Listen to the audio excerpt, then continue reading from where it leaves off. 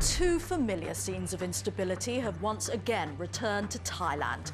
The country has a long history of military coups and constitutional change, its political system vulnerable to pressure from powerful interest groups. This time, it's the People's Alliance for Democracy versus Prime Minister Samak Sundaravej. I'm Veronica Pedroza, and on this edition of 101 East, we ask, what's next for the troubled nation of Thailand?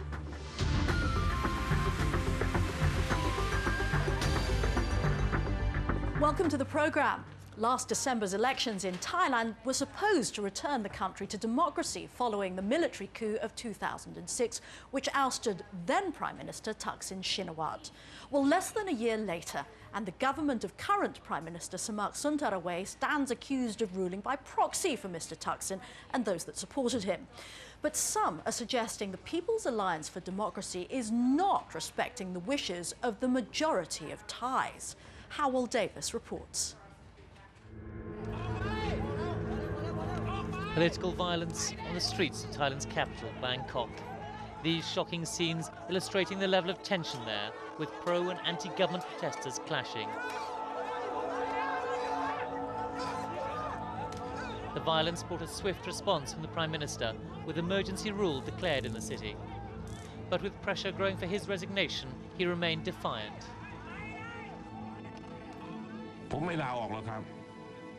I will not resign from my position. I have to stay to protect our democracy. That, despite signs that the Prime Minister is losing even the support of cabinet colleagues following the resignation of his foreign minister.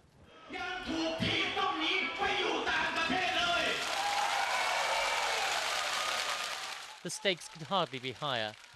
These protesters from the People's Alliance for Democracy, the PAD, say the Prime Minister must go, claiming that last December's elections were not legitimate.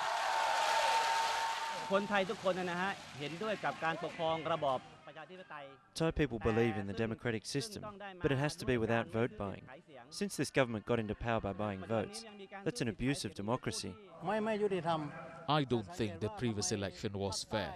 As you can see, the government didn't get a majority in Bangkok or the south, but they gained many seats in the northeast where they poured money in to buy votes. The demonstrators have been protesting for more than 3 months. But their decision to occupy the grounds of Government House, where the Prime Minister has his office, in late August, ignited the latest crisis. The movement's leaders say they're protesting against the corrupt state of Thai politics, specifically the Prime Minister's People Power Party. Personally, I would love to educate more people and telling them that all politics no longer work in Thailand. The Thai people, the whole society will have to work together to find a new solution. Money politics should not work in Thailand, because if money politics work, it means that Thailand is up for bid.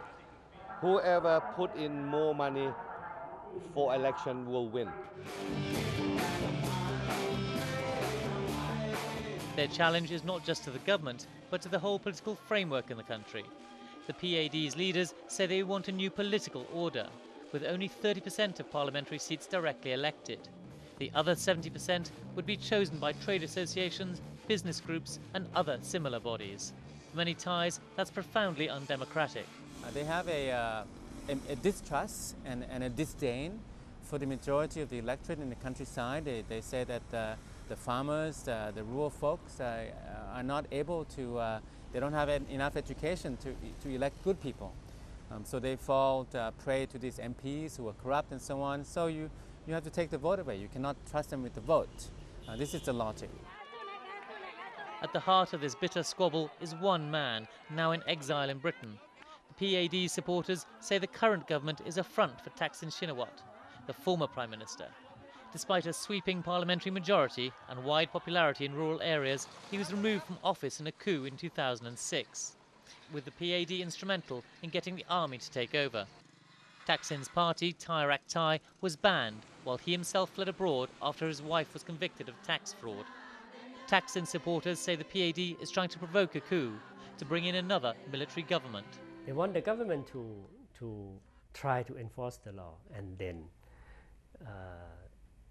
result in some violence, and. and in turn invite the people to vote for the Prime Minister. ๆ The PAD ทางด้านของนายกรัฐมนตรีไทยซึ่งเป็นผู้นำฝ่ายค้านในขณะนี้ก็ได้ออกมาเปิดเผยนะครับว่าการที่มีการเลือกตั้งครั้งนี้นั้นเป็นการเลือกตั้งที่ถูกต้องตามกฎหมาย military to take over. That's denied by the demonstrators at Government House. They say the present Prime Minister is nothing but a puppet of Thaksin, following, they claim, the same tainted money politics. It's indisputable that Samak formed the People Power Party largely on the foundations of Thai Rak Thai, and he's made no secret of his support for Thailand's former leader. But it's also true that despite significant irregularities in last year's elections, the PPP won more seats than anyone else, allowing it to dominate the coalition government it formed with 5 other parties. So its claim to legitimacy is, on the surface at least, a reasonably strong one, stronger perhaps than that of the PAD. It's hard to see the protests here at Government House as a simple, spontaneous show of public anger. Food, water, shelter have all been supplied to the protesters here. And that raises questions about just who is behind the movement to oust the Prime Minister.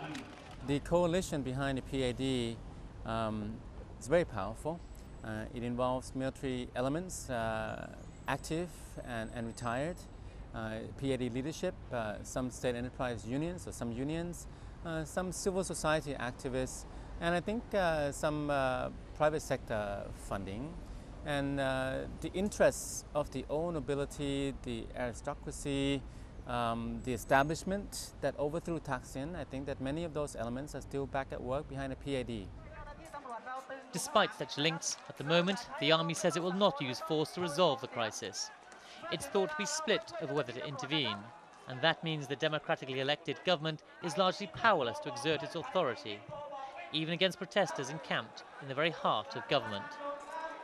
Joining me in the studio to discuss this latest chapter of turmoil in Thailand is Jakrapop Pengkhair, a former government minister, and from Bangkok, the opposition Democratic Party's Dr. Buranat Samudharak. Gentlemen, thank you very much indeed for joining us. Let's begin by looking at what this past week of rapidly changing developments in Thailand has instructed everyone about where power actually lies. What do you think? Well, what the demonstrator tried to do is to suggest that we should move away from democracy for some time and then establish what they call new politics. That would be the end goal of theirs. The point is we already have a democratically elected government which is now in place. That was by the election, and people voted with the majority for it. So for me, I think the problem is that the elected government is not allowed to perform its job. The People's Alliance for Democracy says that it wants Prime Minister Samak to step down. Turning to you, Dr. Buranat, the Democrat Party, your party, would have to form a government if such a thing were to happen. But do you see that that would be an easy thing to achieve? Well, I think it would, right now, as you have said, it's been definitely an eventful, intense week. Of course, we try to convene an emergency session of Parliament to try to find a way out. And our proposal was that, your former question was, where does power lie?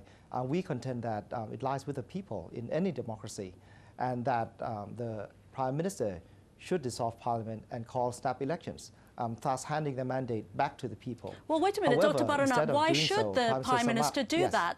He already won elections. The PPP already won elections. They're being yes, well, we do not question that you're talking about the legitimacy through getting a mandate from winning an election. Of course, we do not dispute that. However, I think the legitimacy also lies in the manner in which the government exerts that power. And I think part of the root causes that we have seen mass demonstrations in Bangkok across the country is that the people perceive gross injustices as being perpetuated by the government, especially when it decided to violently crack down on the protesters. Well, Mr. Jakrapop, that is an important point, and there have been weaknesses in the PPP's handling of its governing of Thailand. Just recently, the Commission on Elections has recommended that your party be disbanded because of electoral fraud allegations. Couldn't the PPP have done a better job? It's partly the PPP's responsibility, isn't it, that we've come to this? Well, I would be the first one to admit to the weaknesses or the weak points that we have had. But the point is, where should these weaknesses be addressed? Well, should one say the government is weak, so let's seize the government house. Let's disrupt the public services. Let's stop the train. Let's stop the electricity and waterworks in order to point out those weaknesses. I don't think that's the way of democracy. But the government then chose to respond with what many critics are calling an action, a decision that was overkill, the declaration of a state of emergency that gives the government the right to, for example, ban public gatherings of more than 5 people. It can censor the media. The military is given police powers in Bangkok. Isn't this all too much? At this point, I have to be a little more candid than I thought I would. The state of emergency is actually, yes, for sake of the country, to give back its order.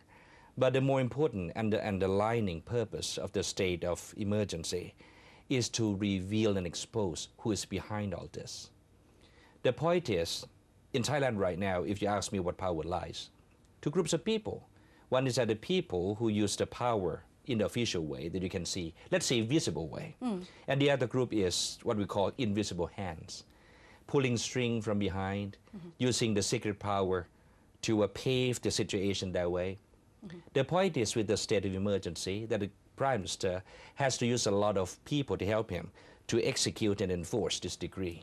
Things would be more revealing and telling about who is behind this. Dr. Bernard, even though you are opposed to the PPP with your Democrat Party, are you not worried about another centre where power lies in Thailand, the military? Do you worry that there could be a coup? Is this something that the Democrat Party would implicitly condone, let's say? Well, absolutely not. And I think that's definitely one thing which myself and Jacob agrees on, is that we definitely would not want Thailand to revert to a situation where the military seizes power through a coup d'etat. Right. But rather than, as you said, being opposed to the PPP, I think my responsibility is to hold the government responsible for its actions. And one of the major reasons leading to the massive protest is the very fact that the government is seen to try to obstruct the due process of law and trying to amend the constitution in order to not only save its party from dissolution, but also try to disrupt the process of former Prime Minister Thaksin, which has many cases in a court of law at present. But I think what is most worrisome, and it is something which we will pursue relentlessly, is the fact that there are clear evidences pointing that the government actually had a hand in the violence, and which basically led to a state of emergency declaration. We're going to have to pause for a break, but we will continue the discussion on the situation in Thailand in just a few minutes. Do stay with us.